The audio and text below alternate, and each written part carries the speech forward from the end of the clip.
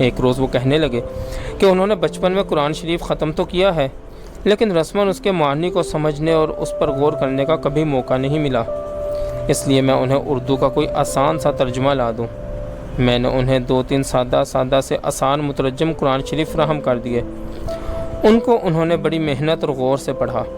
بنیادی عقائد، عبادات، نظام کائنات اور قصص القرآن تو وہ آسانی سے سمجھ گئے، لیکن زندگی کی کلیت اور مجموعیت کا احکام الہی کے ساتھ جو مضبوط اور عملی رشتہ ہے، وہ پوری طرح ان کے فہم و ادراک کی گرفت میں نہ آ سکا۔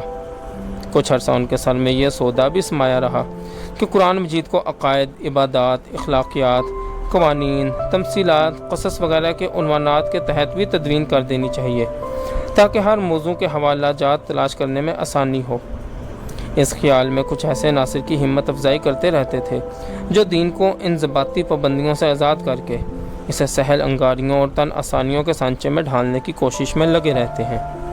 جس طرح امتحان پاس کرنے کے لیے کتابوں کے خلاصے اور پاکٹ گائیڈ مقبول ہوتے ہیں، اسی طرح اسلام کا یہ نظر ثانی شدہ آسان رنگ بھی صدر ایوب کو بڑی آسانی سے متاثر کر دیتا تھا، لیکن عام طور پر یہ تاثر عارضی ہوتا تھا، کیونکہ بنیادی طور پر وہ ایک اچھے اور سیدھے سادھے مسلمان تھے۔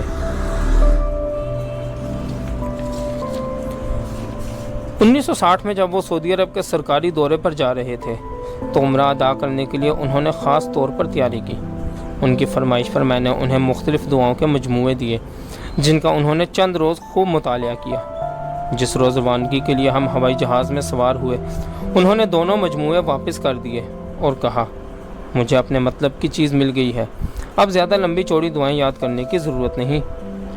میرے استفسار پر انہوں نے جیب سے کاغذ کا ایک پرزہ نکالا، جس پر ایک مختصر سی دعا اردو ترجمے کے ساتھ نقل کی ہوئی تھی۔ اس کا مفہوم یہ تھا کہ یا اللہ، مجھے بغیر حساب کتاب کے ہی بخش دے۔ مکہ معظمہ میں ایک روز ان کے لیے خانہ کعبہ بھی کھولا گیا۔ جب ہم اندر داخل ہوئے تو شاہی معلم نے کہا کہ چاروں طرف منہ کر کے 2 رکعت نماز پڑھ لیں۔ یہ سنت پوری کرنے کے بعد صدر ایوب بڑے شاداں و فرحاں نظر آتے تھے۔ وہیں اندر کھڑے کھڑے انہوں نے مجھے بتایا کہ چاروں طرف سجدہ کر کے انہوں نے اللہ تعالیٰ سے یہ دعا بھی مانگی ہے کہ ہندوستان کے سامنے ہمارا سر خم نہ ہو۔ بیت اللہ شریف کے اندر مانگی ہوئی دعا کبھی رائے گاہ نہیں جاتی۔ 1965 کی جنگ اس کا کھلا ثبوت ہے۔ مدینہ منورہ میں ہمیں روضہ رسول صلی اللہ علیہ وسلم کی حجر مبارک کے اندر جانے کی سعادت بھی نصیب ہوئی۔ اندر داخل ہوتے ہی صدر ایوب پر ہیبت اور رقت طاری ہو گئی۔